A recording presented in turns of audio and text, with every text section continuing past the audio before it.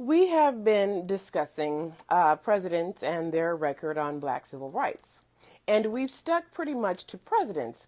However, our next guest is not officially a president. They do claim, though, that she ran the country during her husband's last term in office. And we are, of course, referring to Eleanor Roosevelt, niece to President Teddy Roosevelt and wife to Franklin Delano Roosevelt. And she is on our list to provide a compare and contrast to her husband, FDR. Now, we discussed how FDR balked at supporting anti-lynching bills, stating that if I come out for the anti-lynching bill now, Southern Democrats will block every bill I ask Congress to pass to keep America from collapsing. This was during the Great Depression, and he was trying to pass the New Deal programs. He goes on to say that I just can't take the risk, right?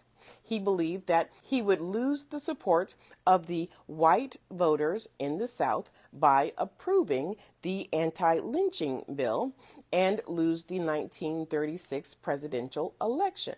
So he chose his political career over the lives of black people.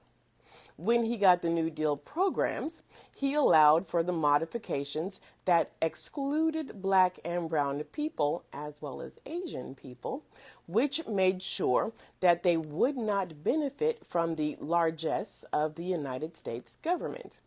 As the white middle class grew, black neighborhoods were deemed at risk and blacks could not get mortgages to move or improve their homes. This was through the FHA and the HOLC.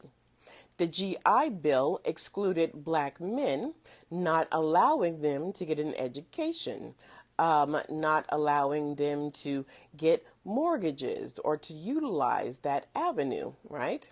Funding was distributed at the local level instead of the federal level, a deal they made to get the bill passed, allowing segregationists and racists to control the purse strings, ensuring that none of the funds would go to black and brown people.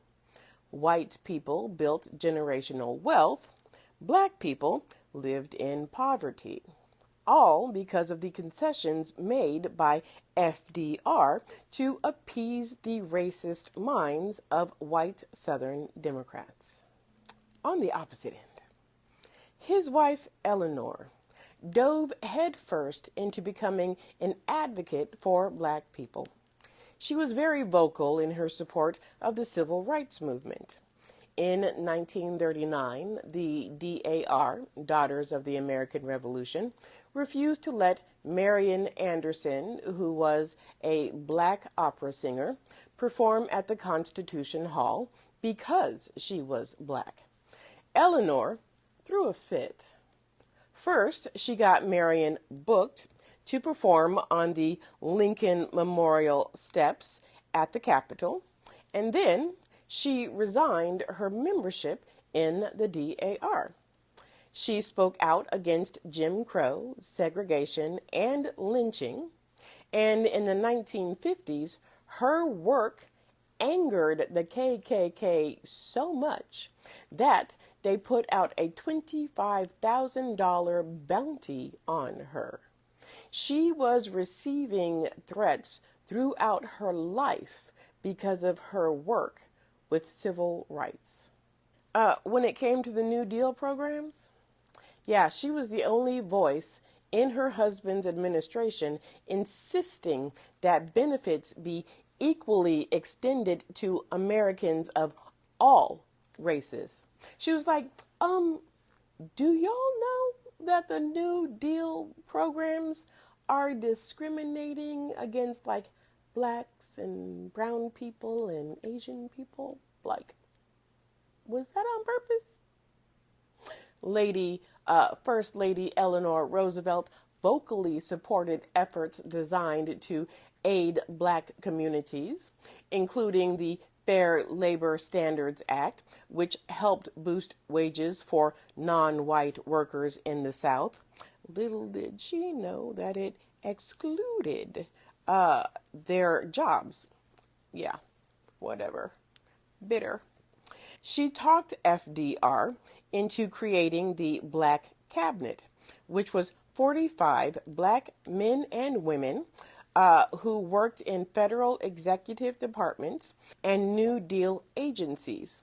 Now, Roosevelt himself never officially acknowledged the cabinet or make appointments to it, but she, Eleanor, supported their efforts in dealing with the bureaucracy of the New Deal, ensuring that black people got at least 10% of the welfare funds.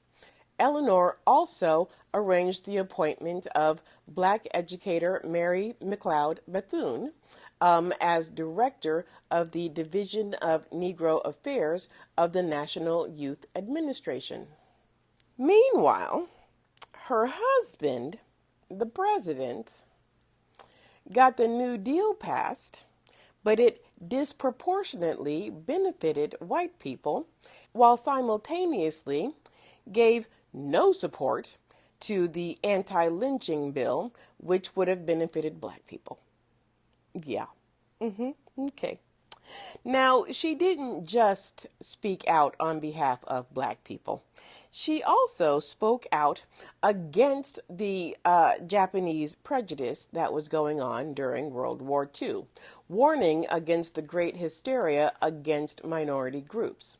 She also privately opposed her husband's Executive Order 9066, which required Japanese Americans in many areas of the U.S. to enter internment camps.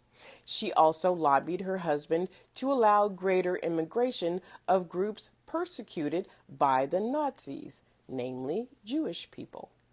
She was the complete antithesis of Franklin D. Roosevelt, and I'd be curious to know what would have happened if she was the puppet president at the beginning of his presidency instead of the end.